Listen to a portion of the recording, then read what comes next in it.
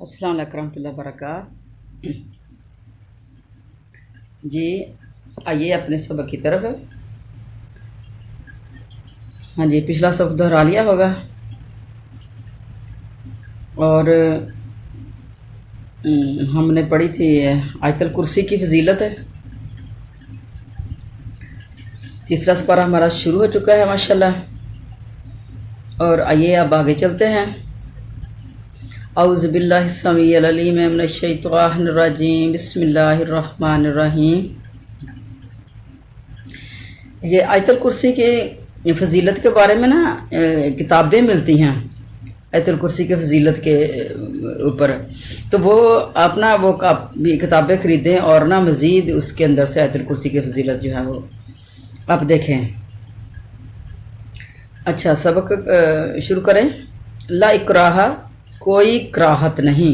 कराह लफ्ज़ इकरा से, कराह ज़बरदस्ती यानी। फिर दीन दीन में पत्ता बैना बिलाशुबा साफ वाज़े हो चुकी। रुश्द, रुश्द कहते हैं हदायत को, मिनल गय्य गमराही से लफ्ज़ है। फमन, फिर जो कोई, फमन यकफुर इनकार करे बितागूती बातल माबूद का। तागूत कहते हैं शैतानी ताकतों को। वयूमिन, और ईमान लाए बिल्लाही अल्लाह पर। फ़कदिस्तम सका, तो यकीनन इसने मजबूती से थाम लिया। बिल उर्वा तिलूस का, मजबूत कड़े को। उर्वा कहते हैं कड़ा और उसका मजबूत। लनफिसामा, नहीं किसी तरह टूटना। लहा, इसके लिए। वल्लाहु, और अल्लाह। समीउन, सुनने वाला है। अलीमुन, सारा कुछ जानने वाला है। इस्लाम के अंदर जबर नहीं है, इस्लाम की दावत देनी है। जहाँ इस चीज़ का बयान हो रहा है कि किसी को जबर इस्लाम में दाखिल ना करो। इस्लाम की हकानियत वाज़े और रोशन हो चुकी है, इसके दलाइल और बराहीन बयान हो चुके हैं। फिर किसी पर जबर और ज़बरदस्ती करने की क्या ज़रूरत है। जिससे अल्लाह रब्बुल इज़्ज़त हदायत देगा, जिसका सीना खुला होगा, रोशन होगा दिल, आँखें जिसकी देखती होंगी, वो तो खुद ब खुद इसका जो है वो शदाई हो जाएगा इस दिन का। हाँ, अंधे दिल वाले और बहरे कानों वाले और जिनकी आँखें फूटी हुई हैं, वो तो इसकी तरफ नहीं आएंगे, वो तो दूर ही रहेंगे। और फिर अगर इन्हें जबरन इस्लाम में दाखिल भी कर लिया तो क्या फ़ायदा। किसी पर इस्लाम के कबूल कराने के लिए जबर और ज़बरदस्ती ना करो। इस आयत का शान नुज़ूल ये है कि एक तफसीर में आता है कि मदीना की जो मुशरिका औरतें जब इन्हें औलाद ना होती थी तो नज़र मानती थीं कि अगर हमारे यहाँ औलाद हुई तो हम इसे यहूदी बना देंगे, यहूदियों को सुपुर्द कर देंगे। इस तरह इनके बहुत से बच्चे यहूदियों के पास थे। जब ये लोग मुसलमान हुए और अल्लाह के दीन अल्लाह के अनुसार बने, यहूदियों से जंग हुई और इनकी अंदरूनी साजिशों और फ़रेबकारियों से निजात पाने के लिए नबी करीम सल्लल्लाहु अलैहि वसल्लम ने हुक्म जारी फरमाया कि बनी नज़ीर के यहूदियों को जिला वतन कर दिया जाए। और इस वक्त इन सारियों ने अपने बच्चे जो इनके पास थे इनसे तलब किए ताकि इन्हें अपने असर से मुसलमान बना लें। इस पर यह आयत नाजिल हुई कि जबर और ज़बरदस्ती ना करें। ये अबू दाऊद में है ये चीज़ें, बात है ये। अच्छा, आजकल जो ख़वातीन करती हैं इस तरह के काम, मुसलमान औरतें, उनके बारे में क्या ख्याल है। आपने सुना होगा कि कई औरतें जो मांगने के लिए आती हैं कहती हैं हमारे माँ बाप ने हमें दौले शाह का चूहा बनाया हुआ है। हमारे माँ बाप घर औलाद नहीं होती थी तो हमारे माँ बाप ने मन्नत मानी थी कि अगर मेरे घर औलाद होगी तो पहला बच्चा जो है दौले शाह के चूहे के दरबार पे दे आऊँगी मैं।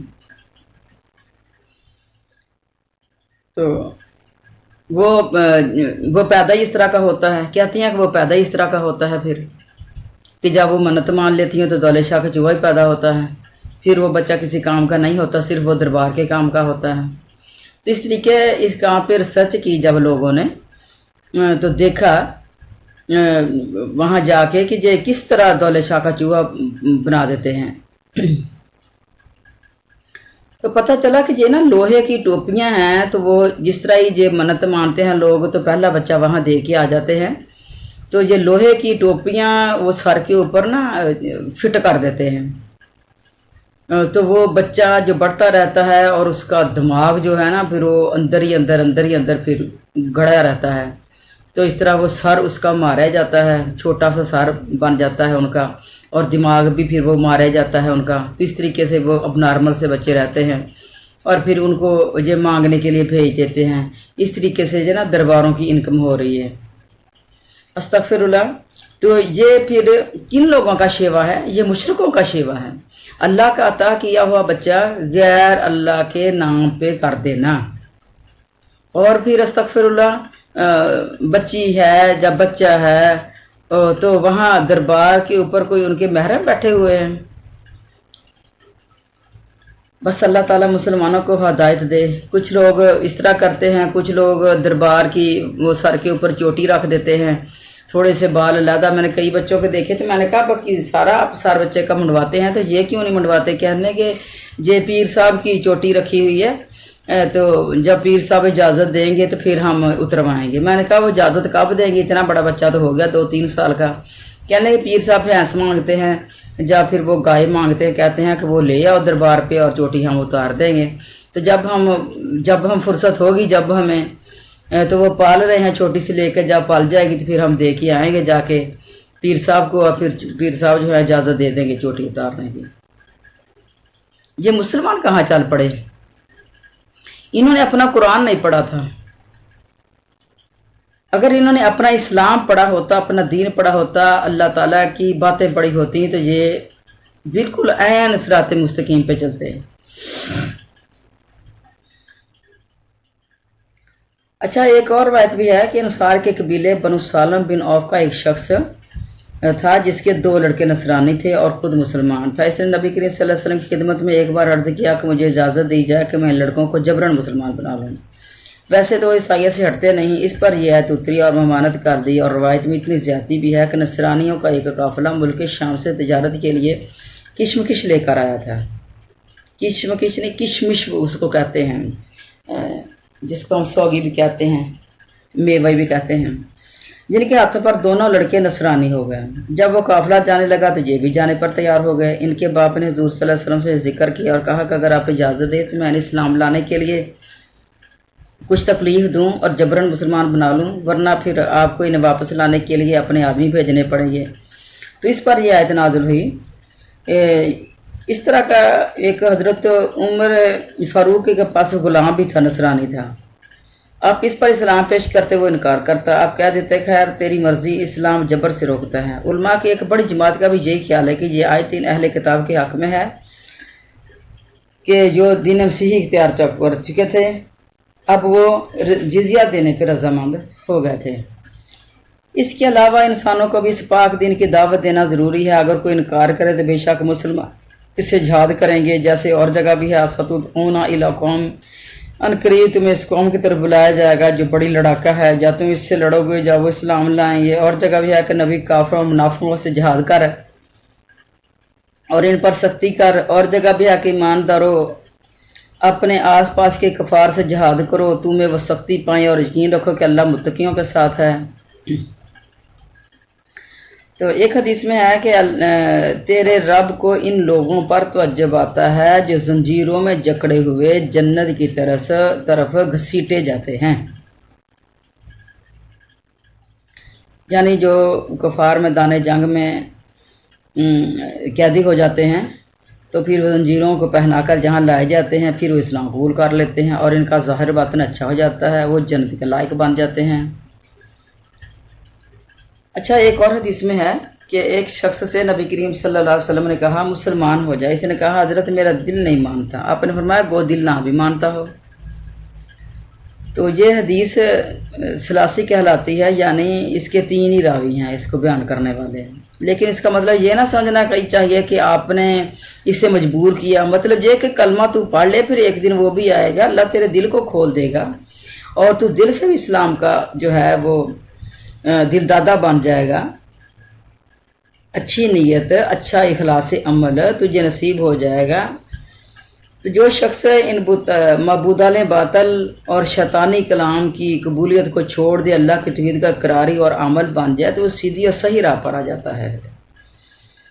تو اصل چیز یہ ہوتی ہے کہ اس چیز کی اسلام کے نزدیک لایا جائے آیا جائے اور پھر آہستہ آہستہ اسلام کو سنا جائے، اس کے بعد پھر جو ہے آہستہ آہستہ یہ دل کے اندر جاتا ہے۔ اور جن کے دل اس طرح کے ساری عمر انہوں نے بتوں کی پوجا کی ہو، اتنی جلدی پھر اس دل کے اندر ہدایت داخل نہیں ہوتی، تو ہو بھی جاتی ہے جس کے اوپر اللہ چاہے۔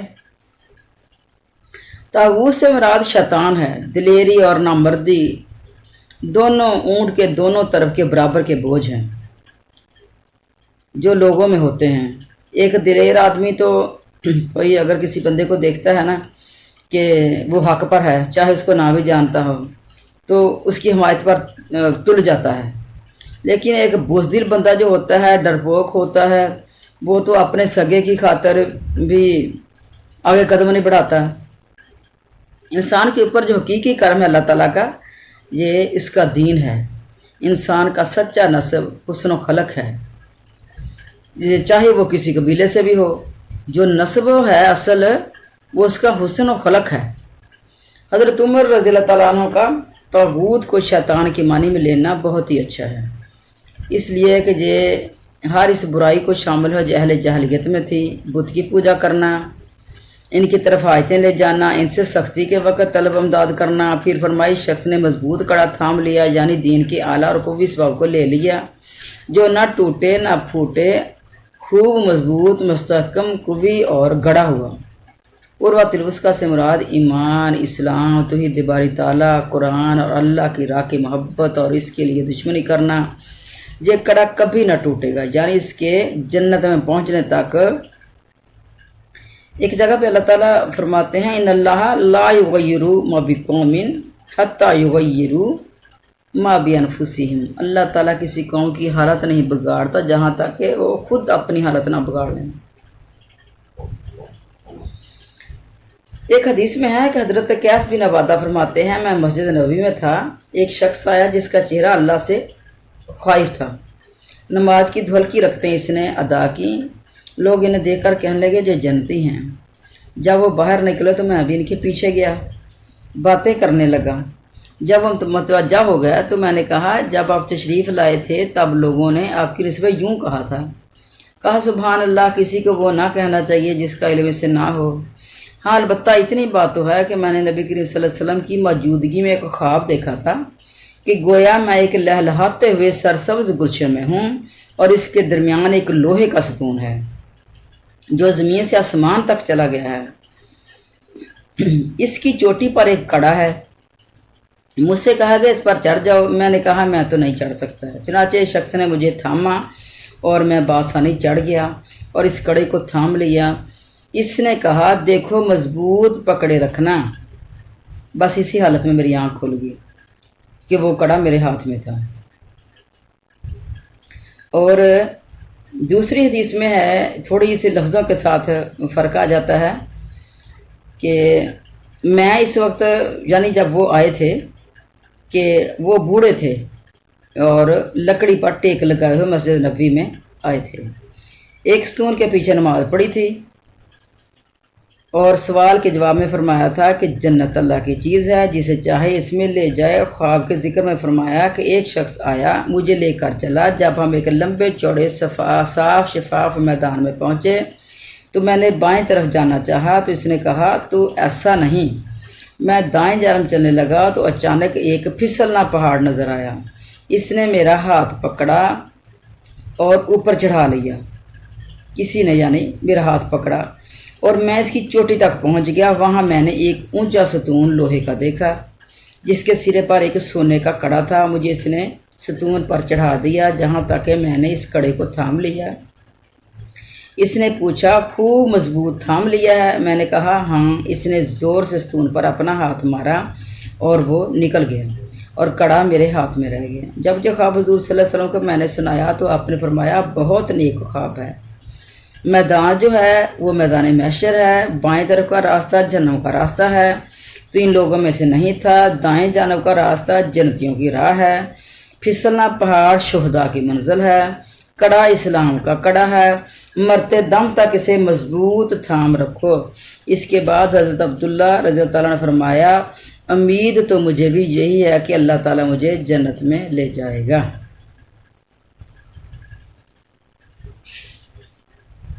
اب آگے چلتے ہیں۔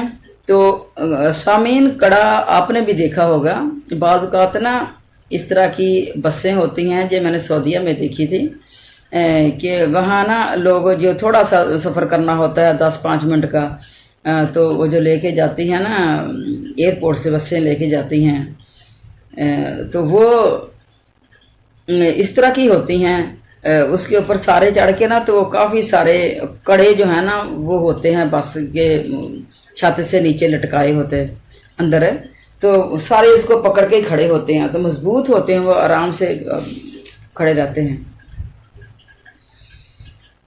اللہ ولی الذین، اللہ ایمان والوں کا کارساز، ولی الذین ولی ہوتا ہے کارساز، دوست کے معنی میں بھی آ جائے گا جی۔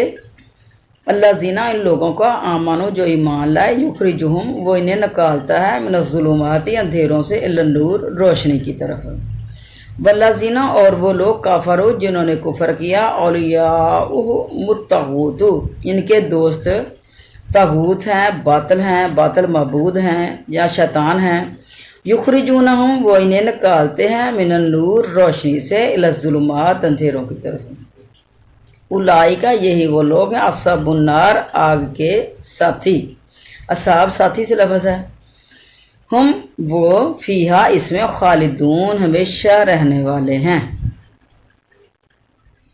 ایمان والوں کو کارساز کون ہے؟ اللہ تعالیٰ خود ہے، وہ ان اندھیروں سے روشنی کی طرف لے جاتا ہے، اور کافروں کے جو کارساز ہیں، کافروں کے جو دوست ہیں وہ شیاطین ہیں، وہ انہیں روشنی سے نکال کر اندھیروں کی طرف لے جاتے ہیں، یہ لوگ جہنمی ہیں جو ہمیشہ اسی میں پڑے رہیں گے۔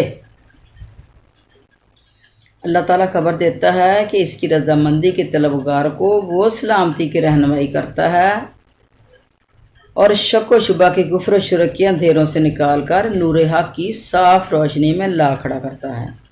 کفار کے ولی شیاطین ہیں جو جہالت و ضلالت کو، کفر و شرک کو مزین کر کے انہیں ایمان سے اور توحید سے روکتے ہیں۔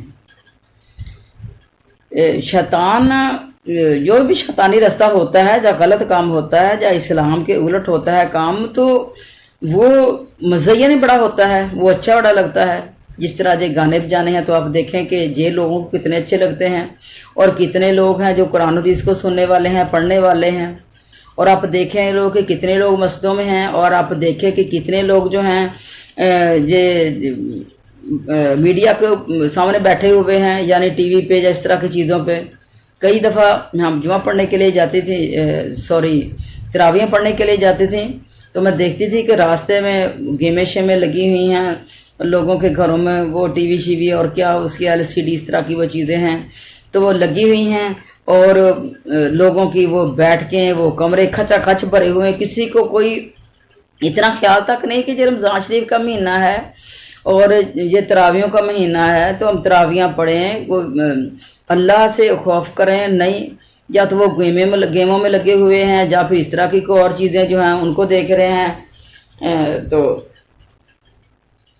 شیطان جو ہے نا، یہ گیمیں جو ہیں یہ شروع جو کی ہوئی ہیں، تو یہ اسلامی کھیلیں نہیں ہیں جن کے اوپر لوگ اپنا اتنا ٹائم ضائع کرتے ہیں اور جیت ہار کے لیے بیٹھے ہوئے ہیں، سارے کے سارے ساری رات بیٹھی ہوئی، ساری کی ساری قوم اپنی نیندیں برباد کر کے اور سارے اپنے کاروبار برباد کر کے، یعنی جو ساری رات سوئے گا وہ صبح کو کیا کرے گا؟ وہ صبح کو پھر سویا رہے گا، ساری رات جو جاگتا رہے گا۔ تو یہی ہیں شیطان کے کام جو بڑے مزین کر کے لوگوں کو سامنے رکھ دیتے ہیں۔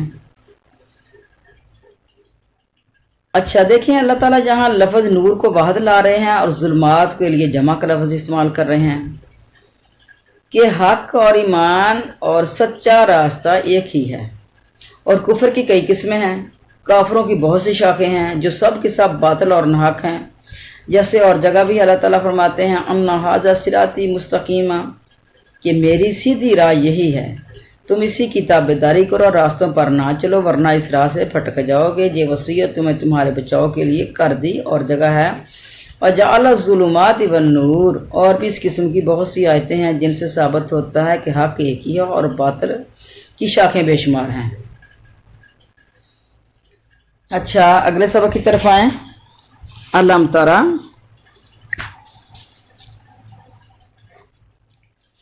क्या तूने नहीं देखा, इलल्लज़ी, इस शख्स की तरफ, जिसने हाजा झगड़ा किया इब्राहिमा, इब्राहिम से, फी रब्बी ही, इसके रब के बारे में, अन, इसलिए कि आताहुल्लाहुल मुल्का, दी थी इसको अल्लाह ने बादशाही, इज़, जब, क़ाला इब्राहिम, इब्राहिम ने कहा, रब्बी अल्लाजी, मेरा रब वो है जो युहयी, जिंदगी बख्शता है, व युमीतु, और मौत देता है, क़ाला, इसने कहा, अना, मैं उहयी, जिंदगी बख्शता हूँ, व अमीतु, और मौत देता हूँ, क़ाला इब्राहिम, इब्राहिम ने कहा, फ़इन अल्लाह, फिर बेशक अल्लाह, याति, लाता है, बिशम्सी, सूरज को, मिनल मशरिकी, मशरिक से, फ़अती, तो तू ले आ, बिहा, इसको, मिनल मगरिबी, मगरब से, फबुहिता, तो हैरत ज़दा हो गया, वो हैरान हो गया, अल्लाजी, वो जिसने कफरा, कुफर किया था, वल्लाहु ला यहदी, और अल्लाह नहीं हदायत देता,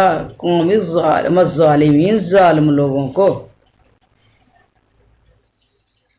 अच्छा, इस के अंदर हजरत इब्राहीम अलैहिस्सलाम का मुकालमा हो रहा है नमरूद बादशाह से,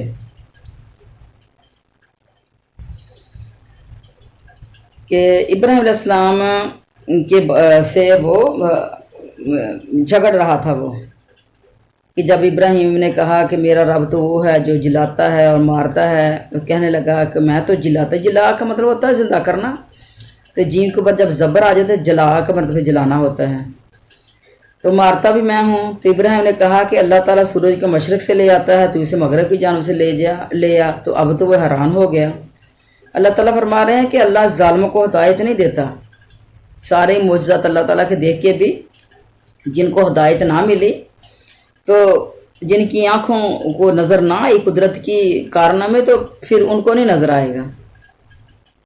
जहाँ इब्राहिम और नमरूद का आमना सामना है। इस बादशाह का नाम नमरूद था और इसका पाया तख्त जो था वो बाबल था। इसके नसब नामा में कुछ इख्तलाफ भी है, यानी कुछ कहते हैं कि ये नमरूद बिन कनान बिन साम बिन नू था, और कोई और भी कहते हैं, बहरहाल इसका नाम नमरूद था। हजरत मुजाहिद रज़ी अल्लाह अन्हु फरमाते हैं, दुनिया की मशरक़ व मगरब की सल्तनत रखने वाले 4 लोग हुए हैं, जिनमें से 2 मोमिन हैं और 2 काफिर हैं। जो मोमिन हैं हजरत सुलेमान अलैहिस्सलाम बिन दाऊद और हजरत ज़ुल्क़रनैन, ये पूरी दुनिया के ऊपर उन्होंने बादशाही की, ये बादशाह भी हुए और नबी भी हुए। और काफरों में एक नमरूद था और एक बखत नसर था। अच्छा, फरमान होता है कि ए नबी सल्लल्लाहु अलैहि वसल्लम, तुमने इसे नहीं देखा जो हजरत इब्राहिम से वजूद बारी ताला में बासा का, यानी हमारे नबी को ये बात सुनाई जा रही है वही के जरिए, कि वो अल्लाह ताला के वजूद के बारे में बहस करने लगा। ये शख्स खुद अल्लाह ताला होने का मुद्दई था, जो खुद कहता था कि मैं खुदा हूँ। जैसे इसके बाद फिरौन ने भी अपने वालों में दावा किया था, यानी फिरौन जो था ना, वो भी अपने आप को खुदा कहलाता था, लेकिन ये सारी दुनिया के ऊपर नहीं था, इसकी हुकूमत थोड़ी जगह पे थी।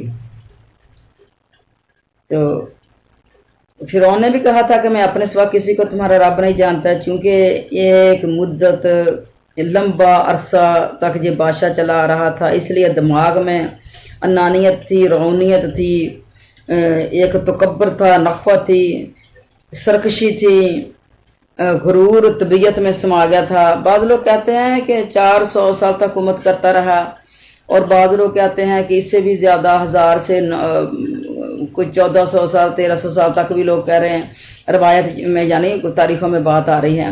तो अल्लाह ही बेहतर जानता है। बहरहाल ज़िंदगी उसकी लंबी थी, तभी तो वो अपने आप को खुदा कहलवाता था। हज़रत इब्राहीम अलैहिस्सलाम से जब इसने वजूद बारी ताला पर दलील मांगी, तो आपने नीस्त से हस्त और हस्त से निस्त करने की दलील दी, यानी जो एक आफ्ताब रोशन की दलील थी,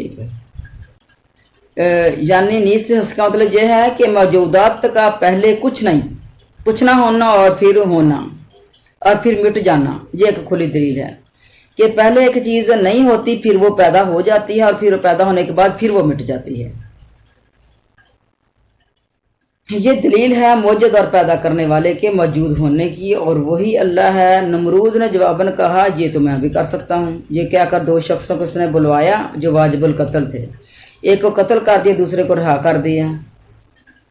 اور یہ بھی آتا ہے کہ جو پھانسی چڑھنے لگا تھا، جس کو پھانسی کا آرڈر تھا اس کو اتار دیا، اور جو بیٹھا ہوا تھا بے قصور اس کو اٹھا کے پھانسی کر دی اسے۔ اور دراصل یہ جواب اور یہ دعویٰ کس طرح یہ بے معنی اور لغو بات ہے یہ، کہ اس کی بھی بیان کی بھی ضرورت نہیں، لیکن اللہ تعالیٰ نے ایک سمجھانے کے لیے اللہ تعالیٰ نے یہ بات جو ہے وہ بیان فرمائی ہے کہ بندہ جو ہے وہ کچھ بھی نہیں کر سکتا، کچھ بھی نہیں، انسان کچھ بھی نہیں ہے اللہ کے مقابلے میں۔ حضرت ابراہیم نے تو صفات باری تعالیٰ میں ایک صفت پیدا کرنا اور پھر نصب کر دینا بیان کی تھی، اور اس نے تو انہیں پیدا بھی نہ کیا تھا، نہ ان کی اپنی موت و حیات پر اسے قدرت ہے، لیکن جاہل لوگوں کو بھڑکانے کے لیے، اپنا علم جتانے کے لیے، باوجود اپنی غلطی اور مباحثہ کے اصول سے طریقہ کو فرار جانتے ہوئے صرف ایک بات بنا لی۔ ابراہیم بھی اس کو سمجھ گئے، اور آپ نے اس کند ذہن کے سامنے ایک ایسی دلیل پیش کر دی کہ صورتاً اس کی مشابہت نہ کر سکے۔ چنانچہ فرمایا کہ جب تو پیدائش اور موت تک اختیار رکھتا ہے تو مخلوق پر تصرف تیرا پورا ہونا چاہیے۔ پھر میرے اللہ نے تو یہ تصرف کیا کہ سورج کو حکم دے دیا ہے کہ وہ مشرق کی طرف سے نکلا کرے، چنانچہ وہ نکل رہا ہے، اب تو اسے حکم دے دے کہ وہ مغرب کی طرف سے نکلے۔ اس کا کوئی ظاہری ٹوٹا پھوٹا جواب بھی اس سے نہ بن سکا، اور بے زبان ہو کر اپنی عاجزی کا معترف ہو کر اللہ کی حجت اس پر پوری ہوگی، لیکن چونکہ ہدایت نصیب نہ تھی۔ یعنی کیا کہا اس نے کہ فَبُہِتَ الَّذِي كَفَرَ، اب اس کو کوئی جواب نہ بن پڑا جب اس سے تو راہ یافتہ نہ ہو سکا۔ ایسے بد وضع لوگوں کو اللہ کوئی دلیل نہیں سمجھاتا، اور وہ حق کے مقابلے میں پھر ادھر ادھر جھانکتے ہی نظر آتے، ان کو کوئی جواب نہیں آتا۔ ان پر اللہ کا غضب اور غصہ اور ناراضگی ہوتی ہے، اور ان کے لیے جہان میں بھی سخت عذاب ہوتے ہیں۔ بعض تو لوگوں نے کہا ہے کہ حضرت خلیل اللہ نے جہاں ایک واضح دلیل کے بعد دوسری اس سے بھی زیادہ واضح دلیل پیش کی، لیکن در حقیقت یوں نہیں، بلکہ پہلی دلیل دوسری دلیل کا مقدمہ تھی، اور ان دونوں میں سے نمرود کے دعویٰ کا بطلان بالکل واضح ہو گیا۔ اصل جو دلیل ہے پیدائش اور موت ہی ہے، اور جس طرح موت و حیات کے احکام اس کے جاری ہو جاتے ہیں، اس طرح پھر دوسرے احکام بھی جاری ہو جائیں۔ پھر کیا وجہ کہ سورج جو ایک مخلوق ہے اس کی فرما برداری اور طاعت گزاری نہ کرے، اور اس کے کہنے سے مشرق کی بجائے مغرب سے نہ نکلے؟ پس ابراہیم علیہ السلام نے اس پر جو کھلا مباحثے میں ایک کھلا غلبہ پا لیا اور اسے بالکل لاجواب کر دیا۔ ایک قول یہ بھی ہے کہ یہ مناظرہ حضرت ابراہیم علیہ السلام کے آگ سے نکل جانے کے بعد ہوا تھا، اس سے پہلے آپ کی اس ظالم بادشاہ سے کوئی ملاقات نہیں ہوئی تھی۔ اللہ ہی بہتر جانتا ہے۔ بہرحال جتنی قرآن کے اندر بات ہے اسی کے اوپر ہمیں عمل کرنا چاہیے اور سمجھ لینی چاہیے۔ کب ہوا تھا؟ بس ہوا تو تھا نا، جب بھی ہوا۔ اچھا، ایک اور قول بھی ہے کہ قحط سالی تھی، لوگ نمرود کے پاس جاتے تھے اور غلہ لے آتے تھے، وہ خدا جو تھا سب سے غلہ لے کے وہ جمع کر لیتا تھا، پھر لوگوں کو تھوڑا تھوڑا کر کے دیتا رہتا تھا۔ حضرت خلیل اللہ بھی گئے، کیوں وہ بھی اس کی حکومت کا ایک بندہ تھا، اور وہاں جب مناظرہ ہو گیا تھا، بدبخت نے آپ کو غلہ نہ دکھے، آپ خالی ہاتھ واپس آئے۔ گھر کے قریب پہنچ کر آپ نے دونوں بوریوں میں ریت بھر لی کہ گھر پر سمجھیں گے کچھ لے کے آئیں، یعنی دیکھتے ہی تو نہ پریشان ہو جائیں۔ گھر آتے ہی بوریاں رکھ کر سو گئے۔ آپ کی بیوی صاحبہ حضرت سارہ رضی اللہ تعالیٰ عنہ اٹھیں، بوریوں کو کھولا تو دیکھا کہ عمدہ ناز سے دونوں پر ہیں، کھانا پکا کر تیار کیا۔ آپ کی بھی آنکھ کھلی، دیکھا کہ کھانا تیار ہے۔ پوچھا اناج کہاں سے آیا ہے؟ کہا وہ بوریاں جو آپ بھر کر لائے ہیں انہی میں سے یہ اناج نکالا ہے۔ آپ سمجھ گئے کہ اللہ تعالیٰ کی طرف سے رحمت پہنچ چکی ہے میرے پاس۔ اور یہ نمرود جو بادشاہ ہے، اس کے بارے میں بھی ایک روایت آتی ہے کہ اللہ نے ایک فرشتہ بھیجا تھا اس کے پاس، اس نے آ کر اسے توحید کی دعوت دی، لیکن اس نے قبول نہ کی۔ دوبارہ دعوت دی لیکن انکار کیا۔ تیسری مرتبہ اللہ کی طرف بلایا لیکن پھر بھی یہ منکر ہی رہا، اور ہو سکتا ہے کہ وہ فرشتہ یہی حضرت ابراہیم علیہ السلام بھی ہو سکتے ہیں، اور یا پھر اللہ تعالیٰ کی طرف سے کوئی اور فرشتہ بھی۔ اس بار بار کے انکار کے بعد فرشتے نے اسے کہا اچھا تو اپنا لشکر تیار کر، میں بھی اپنا لشکر لے آتا ہوں۔ نمرود نے بڑا بھاری لشکر تیار کیا اور زبردست فوج لے کر سورج نکلنے کے وقت میدان میں آ ڈٹا۔ ادھر اللہ تعالیٰ نے مچھروں کا ایک دروازہ کھول دیا، بڑے بڑے مچھر اس کثرت سے آئے کہ لوگوں کو سورج بھی نظر نہ آتا تھا۔ اللہ کی یہ فوج نمرودیوں پر گری اور تھوڑی دیر میں ان کا خون تو کیا ان کا گوشت پوست سب کھا پی گئی، اور سارے کے سارے یہیں ہلاک ہو گئے، ہڈیوں کا ڈھانچے جو تھے وہ باقی رہ گئے۔ اچھا نمرود کو نہیں مارا پھر اللہ تعالیٰ نے ان مچھروں کے ساتھ، باقی سارے جو مرودی وہ تو مر گئے، اس کی فوج اور ساری اور جتنے بھی اس کے حامی تھے۔ تو انہی مچھروں میں سے ایک مچھر جو تھا نمرود کے نتھنے میں گھس گیا، ناک کے اندر گھس کے جا کے دماغ میں بیٹھ گیا، اور 400 سال تک اس کا دماغ چاٹتا رہا۔ ایسے عذاب میں وہ رہا کہ اس سے موت ہزاروں درجے بہتر تھی۔ اپنا سر دیواروں اور پتھروں پر مارتا پھرتا تھا، ہتھوڑوں سے کچلواتا تھا، یوں ہی رینگ رینگ کر بد نصیب نے ہلاکت پائی۔ یعنی اللہ نے اس کو فوراً ختم نہیں کیا، اللہ اس کو دنیا کے اندر بھی عذاب دینا چاہتا تھا۔ اور یہ متفقہ یہ ہے سب کی یہ بات کہ نمرود یہ مچھر سے ہی مرا تھا، اور مچھر اس کو بڑی تکلیف دی تھی جو اس کے دماغ میں گھس گیا تھا۔ اچھا آگے چلیں۔ او کلّا زی